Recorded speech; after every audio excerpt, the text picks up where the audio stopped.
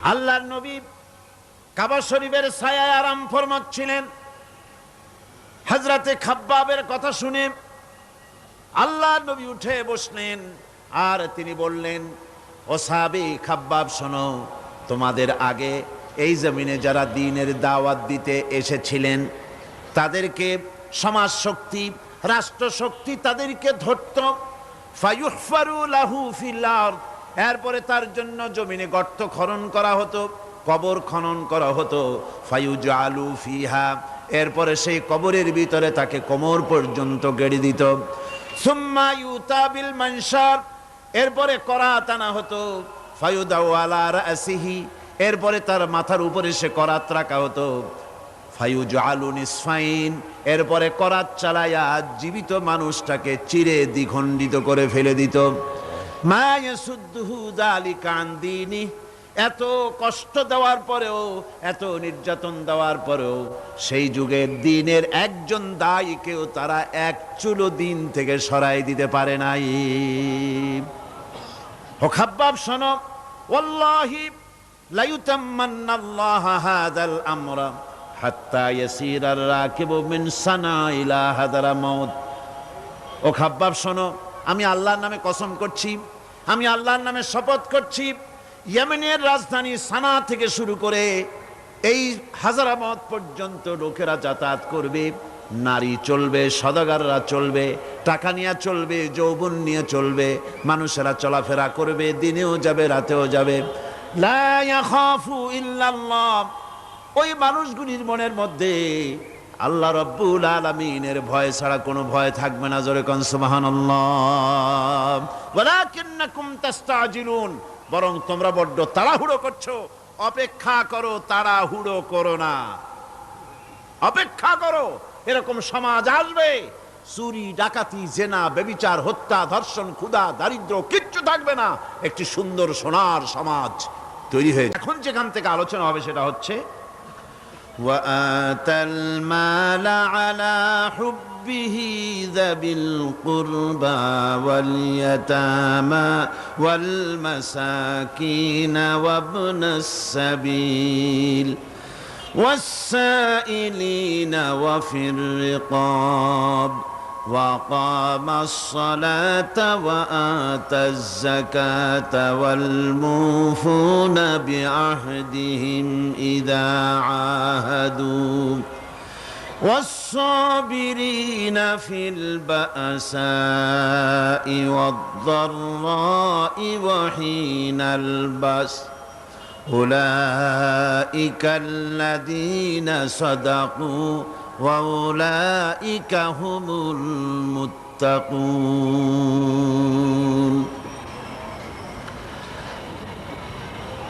আল্লাহ পাকের প্রেমে উদ্বুদ্ধ হয়ে যারা নিজের প্রাণ প্রিয় সম্পদকে, ধনকে, সম্পদকে যারা এতিম, মিসকিন,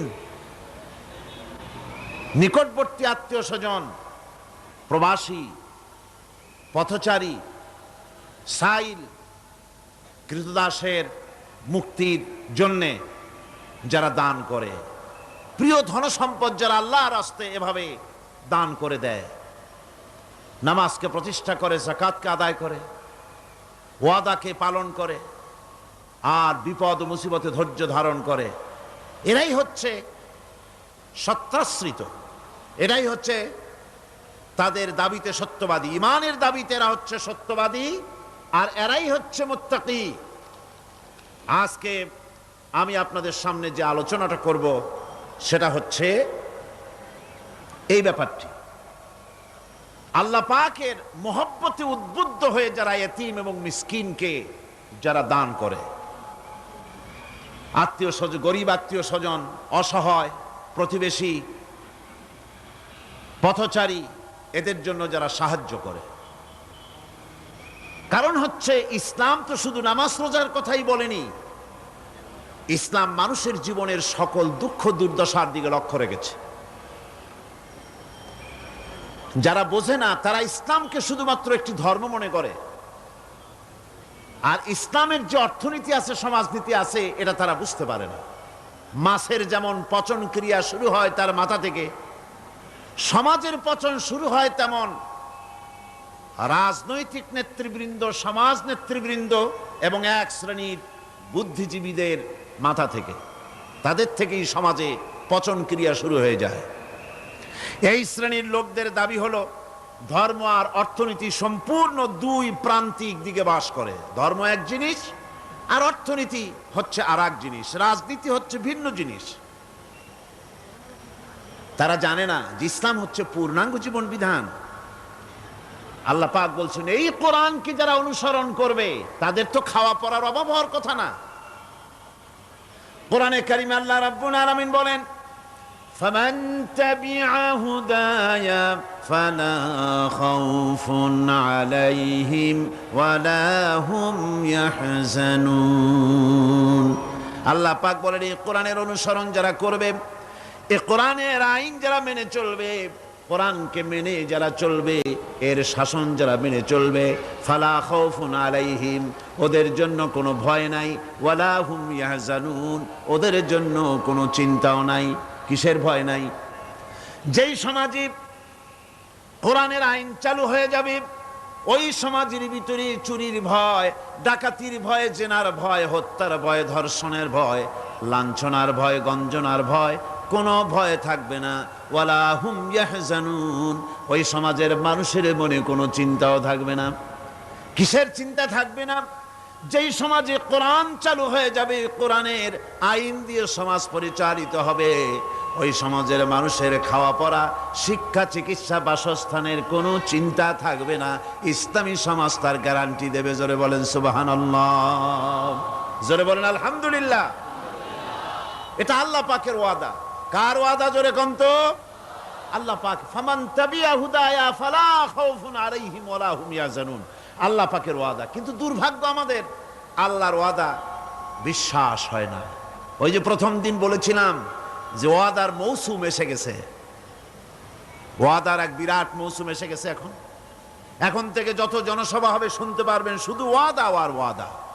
এই সব ওয়াদাগুলি মানুষেরা বিশ্বাস করে, কিন্তু আল্লাহ পাকের ওয়াদা মুসলমান হওয়া সত্ত্বেও মগজে ঢোকে না, মনের মধ্যে বিশ্বাস স্থাপন করতে পারে না।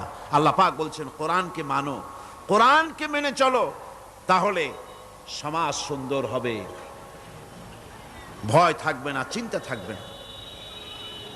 এই পৃথিবীতে প্রথম দিন থেকেই পৃথিবীতে দুইটা শ্রেণী চলে এসেছে। এই পৃথিবীতে একটা হচ্ছে ধনী আর একটা হচ্ছে দরিদ্র। ধনী আর গরিব আবহমান কাল থেকে এই দুই শ্রেণী চলে আসছে।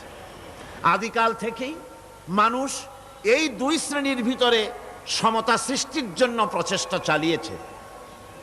দার্শনিকরা চালিয়েছে, বিজ্ঞানীরা চালিয়েছে, এবং এক একজন এক এক ধরনের মতবাদ দিয়ে এই দুই প্রান্তিক অবস্থা থেকে একই সমান্তরালে আনার জন্য চেষ্টা আর কম করেনি। পুঁজিবাদের হাত থেকে রক্ষা পাওয়ার জন্যে সমাজতন্ত্র তৈরি হলো, কমিউনিজম তৈরি হলো। অবস্থা তারা দেখতে পেল সর্বনাশ। আগে তো ছিলাম চোরের বাড়ির সামনে, সব চুরি হয়ে যেত। এখন তো ডাকাতের ঘাটে সেই নৌকা লাগালাম, এখন তো জানও যাবে। সেজন্য সমাজতন্ত্র পৃথিবীকে কিচ্ছু দিতে না পেরে নিজের দেশেই আত্মহত্যা করল। এরপরে আবার বাঁচার জন্য মুক্তবাজার অর্থনীতির নামে সমাজতন্ত্রীরা আবার সেই পুঁজিবাদের দিকে অগ্রসর হওয়ার চেষ্টা চালাচ্ছে। পৃথিবী সাক্ষী, দুনিয়া সাক্ষী, মানুষের তৈরি করা মতবাদ দিয়া পৃথিবীতে কোথাও স্থায়ী কোনো শান্তি আসে নাই। এ কথাটা কি মিথ্যা না সত্য? এ কথা মিথ্যা না সত্য? সুতরাং এই পৃথিবীর বুকে না সমাজবাদ দিয়ে শান্তি হবে, না পুঁজিবাদ দিয়ে শান্তি হবে। পৃথিবীর বুকে শান্তি হতে পারে কেবলমাত্র নবীদের পরিকল্পনার মাধ্যমে। কারণ দার্শনিক বিজ্ঞানীরা যা বলেছেন, পরিকল্পনা দিয়েছেন, সব তাদের মন মস্তিষ্ক প্রসূত। আর আম্বিয়া আলাইহিমুস সালাম যে পরিকল্পনা দিয়েছেন, সব আল্লাহ রাব্বুল আলামিনের দেওয়া। নবীদের পরিকল্পনা কার? জোরে চিল্লায় এখন কার? আল্লাহ রাব্বুল আলামিন তাদেরকে পরিকল্পনা দিয়েছেন। সেই পরিকল্পনার ভিত্তিতে তারা আদর্শ সেট করেছেন। মানুষের মধ্য থেকে দুঃখ, দুর্দশা, দারিদ্র, ক্ষুধা সব দূরীভূত হয়েছে, মানুষ সুখ পেয়েছে, সমৃদ্ধ পেয়েছে। ওই হাদিস আপনাদের সামনে আরো বলেছি, অনেক ওলামারা বলেছেন, আপনাদের আবার স্মরণ করিয়ে দিচ্ছি। সেই যে হযরতে খাব্বাব রাদিয়াল্লাহু তাআলা আনহু রাসূল করিম সাল্লাল্লাহু আলাইহি সাল্লামের খেদমতে গিয়ে বলেছিলেন যে আলা তাস্তানসিরু লানা আলা তাদউ লানা, হে রাসূল আপনি কি আমাদের জন্য দোয়া করবেন না? আমরা তো না খেয়ে মরে গেলাম, আমরা তো ক্ষুধার জ্বালায় মরে গেলাম, আমরা তো মার খেতে খেতে শেষ হয়ে গেলাম, আপনি কি আল্লাহর কাছে আমাদের জন্য দোয়া করবেন না? আল্লাহর নবী কাবা শরীফের ছায়ায় আরাম ফরমাচ্ছিলেন। হযরতে খাব্বাবের কথা শুনে আল্লাহর নবী উঠে বসলেন আর তিনি বললেন, ও সাহাবী খাব্বাব শোনো, তোমাদের আগে এই জমিনে যারা দ্বীনের দাওয়াত দিতে এসেছিলেন তাদেরকে সমাজ শক্তি, রাষ্ট্র শক্তি তাদেরকে ধরত, ফায়ুহফারু লাহু ফিল আরদ, এরপরে তার জন্য জমিনে গর্ত খনন করা হতো, কবর খনন করা হতো, ফায়ুজালু ফিহা, এরপরে সেই কবরের ভিতরে তাকে কোমর পর্যন্ত গেড়ে দিত, সুম্মা ইউতা বিল মানশার, এরপরে করাত আনা হতো, ফায়ুদাউ আলা রাসিহি, এরপরে তার মাথার উপরে সে করাত রাখা হতো, ফায়ুজালু নিসফাইন, এরপরে করাত চালায়া জীবিত মানুষটাকে চিরে দ্বিখণ্ডিত করে ফেলে দিত। মা ইয়াসুদ্দুহু যালিকা আন দীনি, এত কষ্ট দেওয়ার পরেও, এত নির্যাতন দেওয়ার পরেও সেই যুগের দ্বীনের একজন দায়ীকেও তারা এক চুলো দ্বীন থেকে সরাই দিতে পারে নাই। ও খাব্বাব শোনো, ওয়াল্লাহি লা ইউতাম্মান্নাল্লাহু হাযাল আমরা হাত্তা ইয়াসিরার রাকিবু মিন সানা ইলা হাদারামাউত। ও খাব্বাব শোনো, আমি আল্লাহর নামে কসম করছি, আমি আল্লাহর নামে শপথ করছি, ইয়েমেনের রাজধানী সানা থেকে শুরু করে এই হাজারামাউত পর্যন্ত লোকেরা যাতায়াত করবে, নারী চলবে, সওদাগররা চলবে, টাকা নিয়ে চলবে, যৌবন নিয়ে চলবে, মানুষেরা চলাফেরা করবে, দিনেও যাবে রাতেও যাবে। লা ইয়াখাফু ইল্লাল্লাহ, ওই মানুষগুলির মনের মধ্যে আল্লাহ রাব্বুল আলামিনের ভয় ছাড়া কোনো ভয় থাকবে না। জোরে কোন সুবহানাল্লাহ। ওয়ালাকিন্নাকুম তাস্তাজিলুন, বরং তোমরা বড্ড তাড়াহুড়ো করছো, অপেক্ষা করো, তাড়াহুড়ো করো না, অপেক্ষা করো। এরকম সমাজ আসবে, চুরি ডাকাতি জেনা ব্যভিচার হত্যা ধর্ষণ ক্ষুধা দারিদ্র কিচ্ছু থাকবে না, একটি সুন্দর সোনার সমাজ তৈরি হয়ে যাবে। রাসূল করিম সাল্লাল্লাহু আলাইহি ওয়াসাল্লাম মুসলমান মানুষ যখন ইসলাম কবুল করতে লাগলো, তাদেরকে ইসলাম গ্রহণের আহ্বান জানিয়ে তাদেরকে যে কথাটা তিনি বলতেন সেটা ছিল, ইয়া আইয়ুহান নাস কুলু লা ইলাহা ইল্লাল্লাহ তুফলিহু। এটা হলো রাসূলের কথা। আল্লাহর নবী বলতেন, মানব সকল কল্যাণ যদি পেতে চাও, মুক্তি যদি পেতে চাও, বাঁচতে যদি চাও, যদি শোষণ বঞ্চনা থেকে যদি মুক্তি পেতে চাও, তাহলে পড়ো লা ইলাহা ইল্লাল্লাহ। জোরে পড়েন লা ইলাহা ইল্লাল্লাহ, লা ইলাহা লা ইলাহা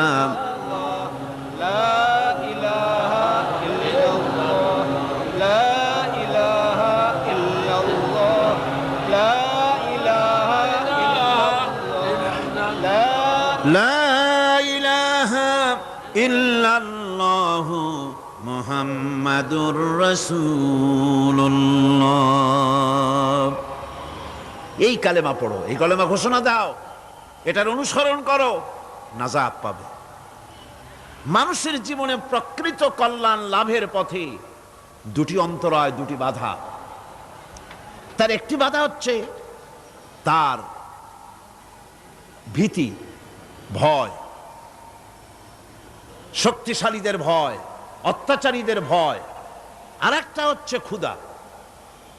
প্রকৃত কল্যাণ লাভের পথে মানুষের অভাব অনটনের ভয়, ক্ষুধা দারিদ্র্যের ভয় এবং অত্যাচারের ভয়, এই দুইটি ভয় মানুষের মধ্যে সেই প্রথম দিন থেকেই চলে এসেছে।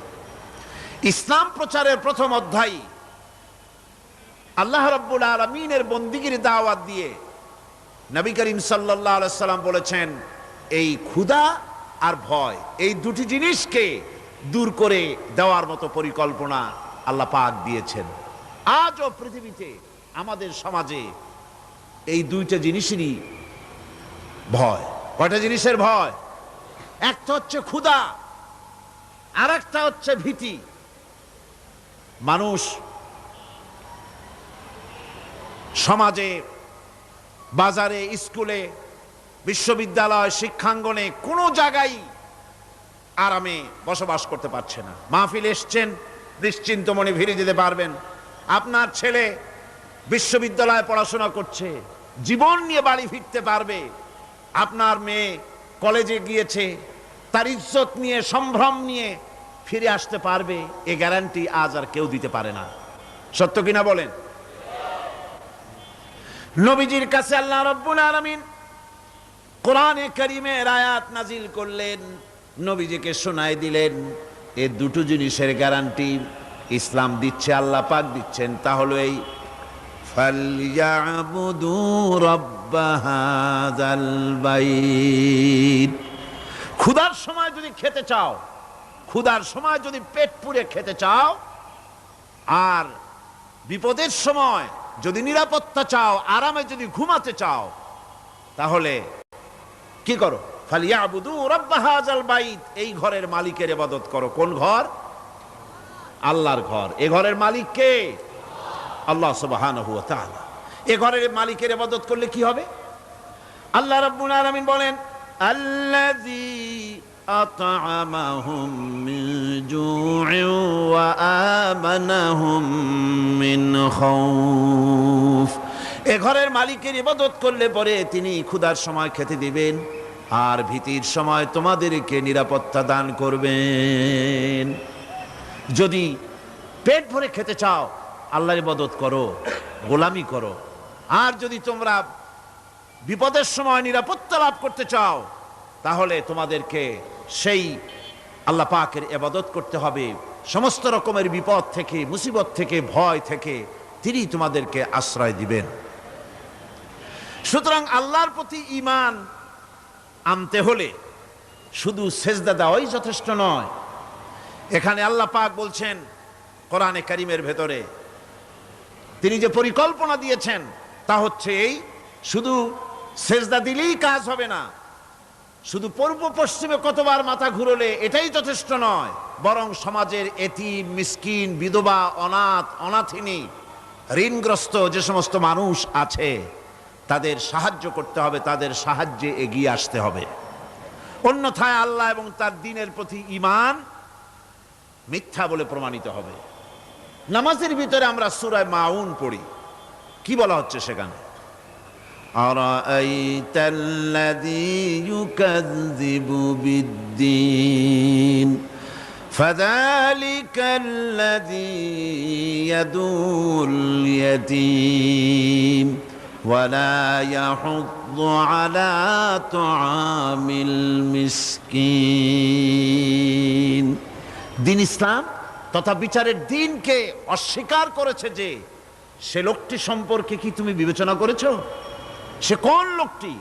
যে লোকটি এতিমকে গলা ধাক্কায় দেয়, মিসকিনদেরকে খেতে দেয় না, পরস্পরকে মিসকিনকে খাবারের ব্যাপারে উৎসাহিত করে না, এতিমকে গলা ধাক্কা দেয়।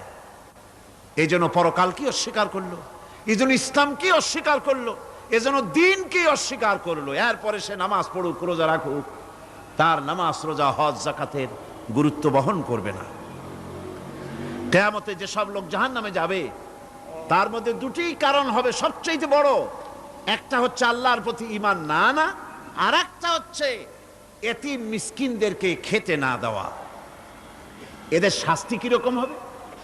আল্লাহ রাব্বুল আলামিন বলেন, যারা এতিম মিসকিনদেরকে খেতে দিবে না, গলায় ধাক্কা দিবে, তাদের সঙ্গে দুর্ব্যবহার করবে, আল্লাহ পাক বলেন তাদের অবস্থা কি হবে শোনো। খুযূহু ফাগুল্লুহু সুম্মাল জাহিমা সাল্লুহু। বলা হবে ধরো, এই লোকটারে ধরো, আর তাকে তার গলায় ফাঁস লাগাও, তাকে জাহান্নামে নিক্ষেপ করো, নাউযুবিল্লাহি মিন যালিক। আর এরপরে তাকে 70 হাত 70 গজ শিকল দিয়ে তাকে বেঁধে ফেলো, তাকে জাহান্নামে নিক্ষেপ করো। কারণটা কি? কারণ হলো ইন্নাহু কানা লা ইউমিনু বিল্লাহিল আযীম ওয়া লা ইয়াহুদ্দু আলা তুআমিল মিসকিন। গলায় ফাঁস লাগায়া 70 হাত শিকল দিয়া বাঁধা জাহান্নামে নিক্ষেপ করো, কারণ সে আল্লাহর উপর ঈমান আনে নাই, আর এতিমদেরকে মিসকিনদেরকে খাবারের ব্যাপারে পরস্পরকে উৎসাহিত করে নাই, নিজেও খাওয়ায় নাই, আরো একজনকে উৎসাহিতও করে নাই। কিয়ামতে জাহান্নামে যারা যাবে, জাহান্নামে যাওয়ার যতগুলি কারণ থাকবে তার মধ্যে 2টি কারণ বড়। বলেন কয়টা কারণ বড়? আল্লাহ পাক বলতেছেন জাহান্নামীদেরকে প্রশ্ন করা হবে, ইয়াতাসাআলুনা আনিল মুজরিমিন মা সালাকাকুম ফি সাকার। জাহান্নামীদেরকে প্রশ্ন করা হবে, জাহান্নামে আসছো কেন, কি অপরাধ করে আসছো? ক্বালু লাম নাকু মিনাল মুসাল্লিন ওয়া লাম নাকু নুতঈমুল মিসকিন। তারা বলবে যে আমরা নামাজ পড়তাম না আর মিসকিনদেরকে খেতে দিতাম না। কত বড় মারাত্মক অপরাধ লক্ষ্য করুন, নামাজ না পড়া আর মিসকিনদের খেতে না দেওয়া। জাহান্নামে যাওয়ার যত কারণ তার মধ্যে শ্রেষ্ঠ 2টি কারণ হচ্ছে এই, যারা নামাজ পড়বে না, এতিম মিসকিনদেরকে খেতে দিবে না, এবং পরস্পরকে এতিম মিসকিনকে খেতে দেওয়ার ব্যাপারে উৎসাহিত করবে না, কিয়ামতে তারা জাহান্নামে যাবে। কোথায় যাবে? খোদ রাসূলে কারীম সাল্লাল্লাহু আলাইহি ওয়াসাল্লামকে লক্ষ্য করে আল্লাহ রাব্বুল আলামিন বলেন, নবীজি আপনি এতিমদের সঙ্গে সদ্ব্যবহার করবেন, এতিমদের ব্যাপারে আপনি দায়িত্ব পালন করবেন। কারণ হলো আপনিও তো এক সময় এতিম ছিলেন, এতিমের ব্যাপারে দায়িত্ব পালন করবেন। কোরআনে কারীমে রব্বুল আলামিন বলেন, আলাম ইয়াজিদকা ইয়াতীমান ফাআওয়া।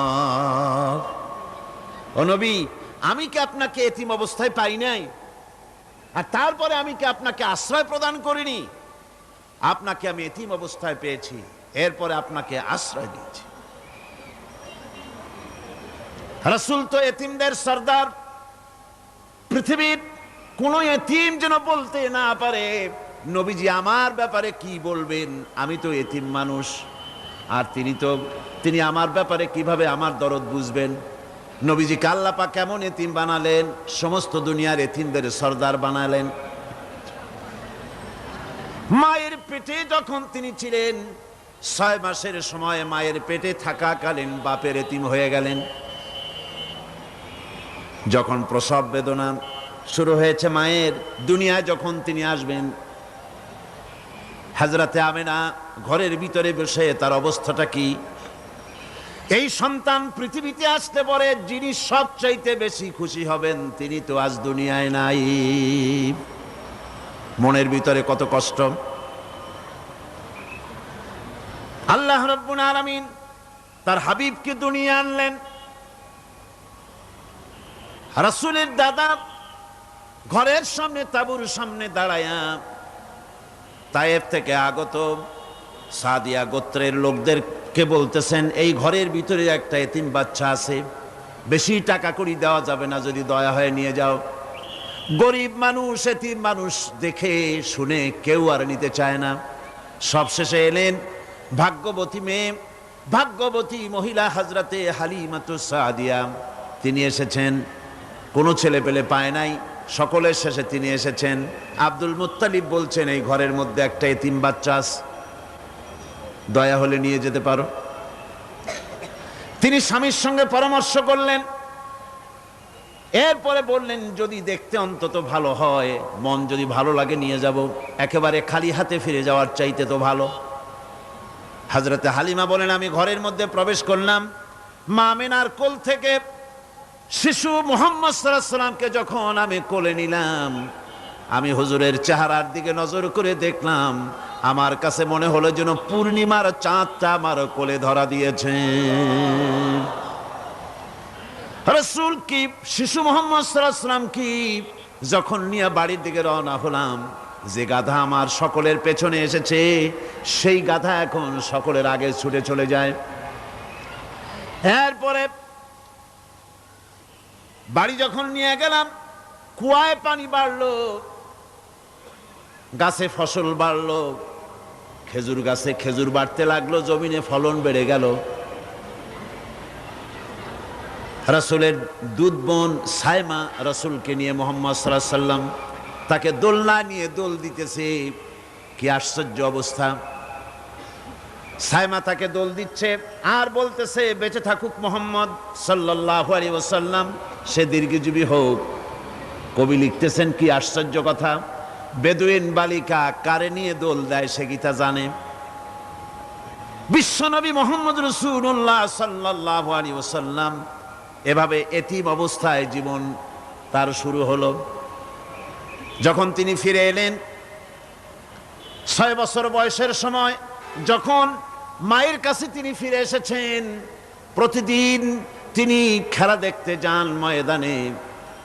ইতিহাসের মধ্যে লেখা হয়েছে, মা প্রতিদিন সন্ধ্যার সময় তাকে ফিরে পান। আজকে সন্ধ্যা হয়ে গেছে, শিশু মুহাম্মদ সাল্লাল্লাহু আলাইহি সাল্লাম বাড়ি ফেরেন না। কারণ কি, কেন বাড়ি ফেরে না? সন্ধ্যার দিকে তিনি চলে গিয়েছেন পাহাড়িয়া ময়দানে, যে দেখেন ধুধু করতেছে চতুর্দিকে, সন্ধ্যা হয়ে গেছে, অন্ধকার হয়ে গেছে, কোনো ছেলে পেলে নাই, কেউ নাই। পাহাড়ের পাদদেশে বসে শিশু মুহাম্মদ সাল্লাল্লাহু আলাইহি সাল্লাম কাঁদতেছেন। মা প্রশ্ন করলেন, বাবারে সন্ধ্যা উত্তীর্ণ হয়ে গেল, কেন একা একা বসে বসে কাঁদো? তিনি বলছেন, মাজি আজ কদিন খেলা দেখতে আসলাম ময়দানে, প্রতিদিন দেখি যখন সন্ধ্যা হয়ে যায় মুরব্বী শ্রেণীর কিছু লোক আসে, ছেলেকে নাম ধরে ডাক দেয়, ছেলেরা দৌড়ে তারা বাবার কাছে চলে যায়, আর বাবা ছেলেকে কোলে নিয়ে মুখে চুমা দিয়ে বাড়ির দিকে নিয়ে যায়। আমি আজ কদিন পর্যন্ত এই ময়দানে এলাম, কোনোদিন সন্ধ্যা বেলায় তো কেউ এসে আমাকে মুহাম্মদ বলে একটা ডাক দিল না। আমার আব্বা কি নাই? আল্লাহ রাব্বুল আলামিন বলেন, আলাম ইয়াজিদকা ইয়াতীমান ফাআওয়া। এরকম এতিম অবস্থায় পেয়ে আমি কি আপনাকে আশ্রয় দেই নাই? আপনাকে আমি পেয়েছি এতিম অবস্থায়, এরপরে আমি আপনারে আশ্রয় দিলাম। ওয়াওয়াজাদাকা দাল্লান ফাহাদা। এরপরে আমি আপনাকে পথ হারা পেলাম, আমি আপনাকে পথের দিশা দিয়া দিলাম। ওয়াওয়াজাদাকা আইলান ফাআগনা। এরপরে আমি আপনাকে দরিদ্র অবস্থায় পেয়েছি, তারপরে আমি আপনার দারিদ্র মুক্ত করেছি আপনাকে। সুতরাং ফাআম্মাল ইয়াতীমা ফালা তাকহার ওয়া আম্মাস সাইলা ফালা তানহার ওয়া আম্মা বিনি'মাতি রাব্বিকা ফাহাদ্দিস। সুতরাং নবী, এতিমের প্রতি নির্মম ব্যবহার করো না, এতিমের প্রতি ভালো ব্যবহার করো, নির্মমতা দেখাইও না। আর ভিক্ষুকতে ধমক দিও না, রূঢ়তা দেখিও না, আর আল্লাহর নিয়ামতের প্রশংসা করো। বহুত মানুষ আছে এতিমরে গলায় ধাক্কা দেয়। মানুষ যখন ভিক্ষা নিতে আসে, গরিব মানুষ ভিক্ষা চাইতে আসছে, ওই মেয়ে আত্মাহিত জানো, দোয়া কুনুত জানো, বাড়ি যেয়ে কাজ করবা, এই সব আজে বাজে কথা বলিয়া ভিক্ষা দেয় না। আহা, সাইলকে ধমক দিতে রাসূল করিম সাল্লাল্লাহু আলাইহি ওয়াসাল্লাম নিষেধ করেছেন, সাইলকে ধমক দিও না। গাড়িতে বসে যাচ্ছেন সাহেব, ট্রাফিক মোড়ে যখন সিগন্যাল জ্বললো, গাড়িগুলি দাঁড়ায় গেল, ফকির এসেছে, হাত নাই পাও নাই, বুড়া মানুষ, একটা পয়সা বার করে না। আবার এই মানুষটি ওই ফকিরকে ধমক দিয়া বার করে দিল। এরপরে এই লোকটি যখন কোনো মাজারের কাছে পৌঁছে গেল, 500 টাকার কড়কড়ে নোটটা ফেলে দিল। বলেন টাকা দরকার কার? মরা মানুষের না জিন্দা মানুষের? কার দরকার? যার টাকা দরকার ছিল তারে দেওয়া হলো না, যার দরকার নাই তারে দেওয়া হলো। এরপরে লোকটা না খেয়ে যখন মারা গেল, পথের ফকির, রাস্তার ফকির, না খেয়ে মারা গেছে। এরপরে তার কাফনের কাপড় নাই, লোকটাকে রাস্তার উপরে শোয়া একটা ছেঁড়া কাপড় দিয়ে ঢেকে রেখেছে। বড় লোকেরা, সাহেবরা তখন গাড়ি দাঁড় করে আর 5 টাকা 2 টাকা করে তার লাশের উপরে মারতেছে। এটা মানবতার এর চাইতে লাঞ্ছনা, মানবতার জন্য এর চাইতে গঞ্জনা আর কিছুই হতে পারে না। মানবতার প্রতি লাঞ্ছনা এর থেকে আর দুর্গতি কি হতে পারে? বেঁচে থাকার সময় 1 টাকা আপনি দিলেন না, মরে যাওয়ার পর বিদায় হয়েছে বালাই, এখন দেওয়া শুরু করেছে। আমার বন্ধুগণ, এজন্য এতিমের প্রতি দরদ করার জন্য আল্লাহ পাক কোরআনের ভিতরে পরিষ্কার বলেছেন। রাসূল করিম সাল্লাল্লাহু আলাইহি ওয়াসাল্লাম নিজে এতিম ছিলেন, আর এতিমের প্রতি তার এত দরদ ছিল, একবার তিনি ঈদের দিকে নামাজ পড়ার জন্য যাচ্ছেন। প্রতিমধ্যে দেখেন একটা বাচ্চা ছেলে কাঁদতেছে। এই রাস্তায় কত মানুষ গেল, কেউ দাঁড়ালো না থমকে, বাচ্চার ক্রন্দন কাউকে থামাইতে পারলো না। কিন্তু বিশ্ব নবী, দয়ার নবী রাহমাতুল লিল আলামিন বাচ্চার কান্না দেখে পাও বাড়াতে পারলেন না। নবীজি দাঁড়ায় গেলেন, জিজ্ঞেস করেন, ও বাচ্চা, ঈদের দিনে কাঁদো কেন? ঈদের দিনে তো কাঁদতে নাই। বাচ্চা বলে, তোমার কাছে বলবো না, আমি সেই সকালবেলা থেকে বসে আছি। আমি যদি মক্কার আব্দুল্লাহর পুত্র মুহাম্মদ রাসূলুল্লাহ সাল্লাল্লাহু আলাইহি সাল্লামকে পাই, মনের দুঃখ তার কাছে বলবো। বিশ্ব নবী জমিনের উপরে বসে পড়লেন, বাচ্চারে কোলের উপরে উঠায় বলেন, বাচ্চা বলো কি তোমার দুঃখ? তুমি যার জন্য বসেছো আমি তো সেই এতিম নবী, কি বলতে চাও? বাচ্চা বলতেছেন, ইয়া রাসূলুল্লাহ, আমার বাবা মারা গেছে। সেই ছোট্টবেলায় একেবারেই তখন মায়ের পেট থেকে আমি আসার পর বাপ মরে গেল। আমার মা আর একজনের সঙ্গে বিয়ে বসেছে। সেই পুরুষটি আমারে দেখতে পারে না। আমার মা যদি আমারে কোলে করে এসে সহ্য করতে পারে না, আমারে চুমা খাইলে সহ্য করতে পারে না, আমারে খাবার দিলে মা মার খায়। আজ ঈদের দিনে রাতে আমার মা আমাকে বলল, বাবারে তোমার কপাল খারাপ, তোমার বাবা মারা গেছে, তোমাকে সাহায্য করার কেউ নাই, আমি তোমার যত্ন করতে পারলাম না, কোলে নিয়ে চুমাও দিতে পারি না, আমার এমনই কপাল খারাপ। সুতরাং এতিমের দরদ এতিম ছাড়ার কেউ বুঝবে না। তুমি আজ চলে যাও, ওই রাস্তায়, ঈদের রাস্তায় দাঁড়ায় থাকো, মাঠের রাস্তার পাশে, বিশ্ব নবীর কাছে তোমার দুঃখ বলো, এতিমের দুঃখ তিনি বুঝবেন। আমি মায়ের কথা মতো এই জায়গায় এতক্ষণ বসে আছি, হুজুর আপনি দয়া করে, আমার কথা তো আপনার কাছে বললাম, আমার মনের এই দুঃখ। নবীজি বাচ্চার কথা শুনতেছিলেন, চোখ দিয়া পানি পড়তেছিল। বাচ্চাকে বুকের সঙ্গে জড়িয়ে ধরে নবীজি বলেন, ও এতিম, মুহাম্মদ সাল্লাল্লাহু আলাইহি ওয়াসাল্লাম যদি তোমার পিতা হন আর হযরতে আয়েশা যদি তোমার মা হয়ে যায়, বলো তোমার মনের দুঃখ মেটে নাকি? ছেলে ডুকরে কেঁদে উঠলো আর বলল, ইয়া রাসূলুল্লাহ, আপনি যদি আমার পিতা হন আর আয়েশা যদি আমার মা হয়ে যায়, এর থেকে বড় সৌভাগ্যের আমার তো আর কিছুই নাই। নবীজি এতিমকে বাড়ি নিয়ে গিয়ে হযরতে আয়েশার হাতে তুলে দিয়ে বললেন, আয়েশা রে, পবিত্র ঈদের দিনে আল্লাহ রাব্বুল আলামিন তোমার জন্য একটা উপহার পাঠিয়েছেন, এটা যত্ন করো। এতিমের প্রতি দরদ রাখার জন্য আল্লাহ রাব্বুল আলামিন বলেছেন, এতিম, মিসকিন, বিধবা, অসহায় লোক, তাদের প্রতি যাতে করে মুসলিম সমাজ লক্ষ্য রাখে, সেজন্য আল্লাহ পাক নির্দেশ করেছেন। বুখারী এবং মুসলিম শরীফের হাদিসে এসেছে, আস-সাই আলাল আরমালাত ওয়াল মিসকিন কাস-সাই ফি সাবিলিল্লাহ।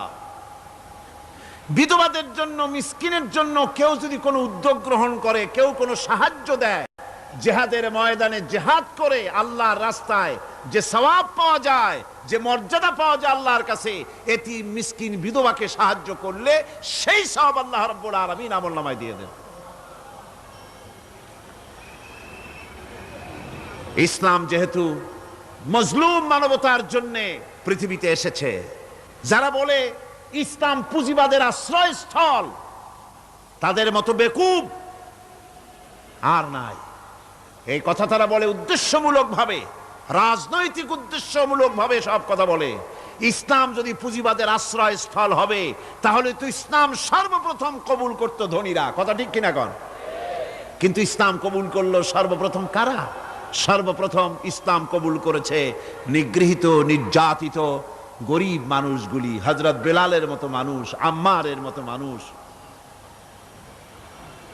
এই সব গরিব মানুষগুলি, নারী, গরিব, অসহায়, নির্যাতিত, তারা ইসলাম কবুল করেছেন সর্বপ্রথম। সুতরাং ইসলাম পুঁজিবাদের আশ্রয়স্থল নয়, ইসলাম হচ্ছে দুনিয়ার সমস্ত মজলুম মানবতার আশ্রয়স্থল। যেরকম আলহামদুলিল্লাহ। আমার বন্ধুগণ, ইসলামী বিপ্লবীর দাওয়াতের পর্যায়ে মক্কি জিন্দিগিতে যখন সূরাগুলি রাসূলের আসতেছিল, সেই সময় আল্লাহ রাব্বুল আলামিন বলেছেন, ওয়াহাদাইনাহুন নাজদাইন। আমি কি উভয় স্পষ্ট পথ তাদেরকে দেখায় দেই নাই? উভয় স্পষ্ট পথ তাদেরকে দেখানো হয়েছে। ফালাকতাহামাল আকাবাতা ওয়া মা আদরাকা মাল আকাবা ফাক্কু রাকাবা। তুমি কি জানো, তারা আসল কথা হলো তারা সেই দুর্গম বন্ধুর ঘাঁটিটি অতিক্রম করতে চায় না। তুমি কি জানো সেই বন্ধুর দুর্গম ঘাঁটিটি কি? তা হচ্ছে শৃঙ্খল বন্দি দশা থেকে মানুষদেরকে মুক্ত করে দেওয়া, আর আও ইতআমুন ফি ইয়াউমিন যী মাসগাবা ইয়াতীমান যা মাকরাবা আও মিসকিনান যা মাতরাবা। উপবাসের দিনে নিকটবর্তী এতিম দুঃখীকে খেতে দেওয়া, আর ধুলামলিন মিসকিন যারা আছে তাদেরকে খেতে দেওয়া, যাদের পেটে খাবার নাই ক্ষুধার দিনে খুঁজে খুঁজে তাদেরকে খাবার দেওয়া। এই সমস্ত কাজ যারা করবে, আল্লাহ রাব্বুল আলামিন তাদের সম্পর্কে বলেছেন, উলাইকা আসহাবুল মাইমানা। কিয়ামতের দিন এদের ডান হাতে আল্লাহ রাব্বুল আলামিন আমলনামা দান করবেন। জোরে কোন সুবহানাল্লাহ। আমলনামা বেঈমান যারা তাদের হাতে আসবে, তাদের কোন হাতে আসবে? বাম হাতে। আর আমলনামা ডান হাতে আসবে কাদের? এই সমস্ত লোকদের যারা এতিমকে, মিসকিনকে যারা খেতে দিয়েছে। আর খেতে দিয়ে, এতিম মিসকিনদেরকে খেতে দিয়ে তারপরে এর দ্বারা তাদেরকে কোনো খোঁটা দেয় নাই। তাদেরকে কেন খাওয়াস?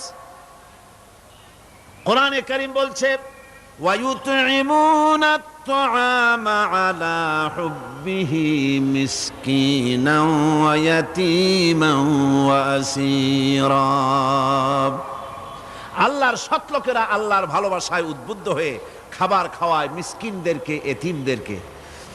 আর তারা বলে, ইন্নামা নুতঈমুকুম লিওয়াজহিল্লাহি লা নুরিদু মিনকুম জাযাআন ওয়ালা শুকুরা। আমরা যে তোমাদের খাইতে দিলাম, এ খাওয়াচ্ছি শুধুমাত্র আল্লাহকে খুশি করার জন্য। কারে খুশি করার জন্য? আল্লাহরে খুশি করার জন্য। এই খাবারের ব্যাপারে তোমাদের কাছ থেকে কোনো কৃতজ্ঞতা চাই না। যেটা করি সেটা আল্লাহর জন্যই করি, আল্লাহকে খুশি করার জন্য। সুতরাং না কৃতজ্ঞতা চাই, না এর দ্বারা কোনো বিনিময় চাই। আল্লাহ রাব্বুল আলামিন এতিমের মাল সম্পদ আত্মসাৎ করার ব্যাপারে কঠোরভাবে নিষেধ ঘোষণা করেছেন। এতিমের মাল সম্পদ যেন আত্মসাৎ করো না। কোরআনে কারিমে স্পষ্ট ভাষায় বলা হয়েছে, ওয়াতুল ইয়াতামা আমওয়ালাহুম ওয়ালা তাবাদদালুল খাবিসা বিত-তাইয়্যিব। এতিমের মাল, ধনসম্পত্তি যথাযথভাবে তাদের হাতে ফিরিয়ে দাও। ওয়ালা তাবাদদালুল খাবিসা বিত-তাইয়্যিব, আর তাদের ভালো মালগুলি তোমার খারাপ মাল দিয়া বদলাইয়া দিও না। ওয়ালা তাকুলু আমওয়ালাহুম ইলা আমওয়ালিকুম ইন্নাহু কানা হুবান কাবীরা, আর তাদের সম্পদ তোমাদের সম্পদের সাথে যেন মিশাইয়া হজম করে ফেলে দিও না, এটা অত্যন্ত মস্ত বড় গুনাহ, এ কাজ তোমরা করবে না। এতিমের ধন সম্পত্তি সাধারণত মামা এবং চাচাদের হাতে থাকে, ঠিক কিনা? কথা বোঝেন কিনা? এতিমের সম্পদ থাকে তাদের কাছে, মামা আর চাচাদের কাছেই বেশিরভাগ থাকে। এতিম তো ছোট্ট মানুষ, বড় হতে সময় লাগে, এই ফাঁকে তার ভালো মালগুলি নিয়ে তার বদলে নিজের পচা মাল রেখে দেয়, অথবা তার ভালো সম্পত্তিটা নিজের সম্পত্তির সাথে মিলাইয়া একাকার করে ফেলে দেয়। আল্লাহ রাব্বুল আলামিন কঠোরভাবে নিষেধ করেছেন, খবরদার এই কাজটি করবে না। যারা এমন কাজ করে, এতিমের মাল যারা নষ্ট করে, এতিমের মাল যারা খায়, তাদের সম্পর্কে আল্লাহ পাক বলছেন, ইন্নাল্লাযীনা ইয়াকুলুনা আমওয়ালাল ইয়াতামা যুলমান ইন্নামা ইয়াকুলুনা ফি বুতুনিহিম নারা ওয়া সায়াসলাউনা সাঈরা। অন্যায়ভাবে এতিমের মাল যারা ভক্ষণ করে, তারা তো এতিমের মাল খায় না, বরং পেটের মধ্যে তারা আগুন ঢুকায়। পেটের মধ্যে কি ঢুকায়? ওয়া সায়াসলাউনা সাঈরা, আর অচিরেই এদেরকে জাহান্নামে নিক্ষেপ করা হবে। কোথায় নিক্ষেপ করা হবে? জাহান্নামে। যারা এতিমের মালকে ভক্ষণ করে, এতিমের মাল নষ্ট করে, এতিমের হক নষ্ট করে, তাদের জায়গা জাহান্নাম। আর এতিমের মাল যারা খায়, তারা যেন আগুন খায়। কি খায়? এতিমের ধন সম্পদ হজমকারীদের ব্যাপারে তাদের যে বিরাট হীনমন্যতা কাজ করে, এজন্য আল্লাহ পাক বলতেছেন, কাল্লা বাল্লা তুকরিমুনাল ইয়াতীম, না কখনোই নয়। আসল ব্যাপার হচ্ছে তোমরা হীনমন্যতার কারণে এতিমকে সম্মান দাও না, এতিমকে মর্যাদা দাও না।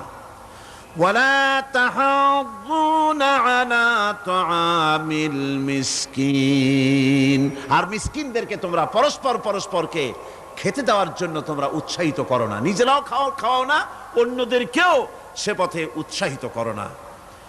এই যে কাজগুলি তোমরা করো, এটা মস্ত বড় অপরাধ। আল্লাহ রাব্বুল আলামিন এতিমের মাল সম্পর্কে আরো বলছেন, ওয়ালা তাকরাবু মালাল ইয়াতীম ইল্লা বিল্লাতী হিয়া আহসান হাত্তা ইয়াবলুগা আশুদ্দাহু। আল্লাহ পাক বলছেন, এতিমের মালের নিকটবর্তীও হবে না যতক্ষণ পর্যন্ত তারা যৌবন প্রাপ্ত না হয়, বুদ্ধি শুদ্ধি না আসে, ততক্ষণ পর্যন্ত এতিমের মালের কাছে যাবে না। হ্যাঁ যাবে, মালটাকে রক্ষণ করার জন্য, রক্ষণাবেক্ষণ করার জন্য, মালগুলি খাওয়ার জন্য না। এতিমদের ব্যাপারে আল্লাহ পাক এভাবে সতর্ক করেছেন।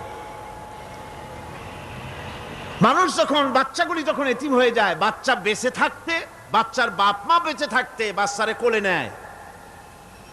দেখবেন বড় লোকের ছেলে দেখতে ভালো দেখা যাচ্ছে না, নাকে ময়লা তাতে ময়লা, তারপরেও বড় লোক, সেই জন্য বাচ্চাটারে কোলে নেয়। ইচ্ছা করে না, তারপরেও তারে খুশি করার জন্য কোলে নেয়। করে না কি এরকম? এরকম করে।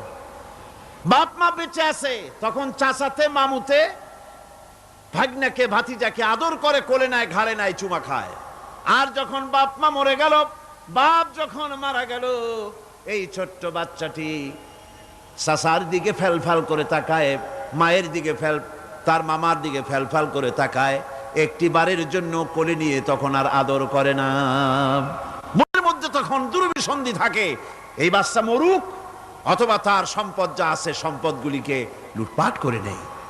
দেখেন এবার মিলান কথার সাথে আল্লাহ পাকের, লাইসাল বিররা আন তুওয়াল্লু ওয়ুজুহাকুম কিবালাল মাশরিকি ওয়াল মাগরিব। পূর্ব পশ্চিমে কত মাথা ঘুরালে, কত সেজদা দিলে, এটাই কিন্তু পুণ্যবান হওয়ার জন্য বড় কথা নয়, বরং শর্তই হলো আগে যা বলেছি সেগুলি। আর শর্ত হলো এতিম মিসকিনদেরকে, বিধবাদেরকে, অসহায়দেরকে সাহায্য করতে হবে। এগুলি করলে তাহলে তুমি মুমিন বলে প্রমাণিত হবে, তুমি সৎ ব্যক্তি, ভালো মানুষ, নেককার, পুণ্যবান বলে আল্লাহ পাকের দরবারে তুমি প্রমাণিত হবে। আমি এই বিষয়ের উপরে রাত প্রায় অনেক হয়ে গিয়েছে, 9:45 মতো, অনেক দূর থেকে আপনারা আসেন, কাজী আমি আলোচনা আজকে আর বাড়াবো না। মোনাজাতের জন্য বসেন, এক্ষুনি মোনাজাতের জন্য দাঁড়ানো ভাইরা সব বসে পড়েন। আল্লাহুম্মা আমিন। রব্বানা যালামনা আনফুসানা ওয়া ইন লাম তাগফির লানা ওয়া তারহামনা লানাকুনান্না মিনাল খাসিরিন। রব্বানা লা তুযিগ কুলুবানা বা'দা ইয হাদাইতানা ওয়া হাব লানা মিন লাদুনকা রাহমাতান ইন্নাকা আনতাল ওয়াহ্হাব। আয় আল্লাহ তাআলা, এই বিশাল জনসমুদ্র নিয়ে তোমার দরবারে হাত তুলেছি পবিত্র মেরাজের রজনীতে। আয় আল্লাহ, তুমি দয়া করে মেহেরবানি করে আমাদের আলোচনা, দুরুদ সালামের সওয়াব আমাদের বিশ্ব নবী, তোমার প্রিয় হাবিব জনাবি মুহাম্মদ রাসূলুল্লাহ সাল্লাল্লাহু আলাইহি ওয়াসাল্লামের রূহ মুবারকে পৌঁছায়া দাও। সমগ্র বিশ্বের মাটির নিচে যত মুমিন মুমিনাত শুয়ে আছেন তাদের আরো আর পরে সওয়াব পৌঁছায় দাও। আমাদের মা বাপ যাদের দুনিয়া থেকেই বিদায় হয়ে গেল, আল্লাহ কবরগুলিকে জান্নাতের টুকরায় পরিণত করে দাও। রব্বির হামহুমা কামা রব্বায়ানি সগীরা। পড়েন সবাই, রব্বির হামহুমা কামা রব্বায়ানি সগীরা। আয় আল্লাহ তাআলা, বহু মানুষ দোয়া চেয়েছি, কতজনের কত কষ্ট, কেউ হসপিটালে আছে, কারো অপারেশন হবে, কেউ বা মরে গেছে, কেউ বা মামলায় মোকদ্দমায় আছে, কেউ বা পারিবারিক অশান্তিতে আছে। আল্লাহ, যিনি যেই নিয়তে দোয়া চেয়েছে মেহেরবানি করে সেই নেক নিয়ত তোমার দরবারে কবুল করে নাও। বিপদগ্রস্ত লোকগুলিরে বিপদ থেকে বাঁচাইয়া দাও। আয় আল্লাহ রাব্বুল আলামিন, এই মাহফিলে লক্ষ লক্ষ জনতা সমুদ্রের ঢেউর মতো চতুর্দিক থেকে আসতে থাকে। তুমি আর তোমার কোরআন আর তোমার রসুল ছাড়া কোনো স্বার্থ কারো মনে নাই। কাউরে রিক্সা ভাড়া দেওয়া হয় না, ট্রাক ভাড়া, বাস ভাড়া কাউকে দেওয়া হয় না, এক লোকমা খানাও এখানে পায় না, তাবাররুক বা সিন্নি বিতরণও হয় না। আয় আল্লাহ, নিঃস্বার্থভাবে এই লোকগুলি যাতায়াত করে। আল্লাহ, তোমার কোরআনের বরকতে সকলকে তুমি গুনাহ মুক্ত করে দাও।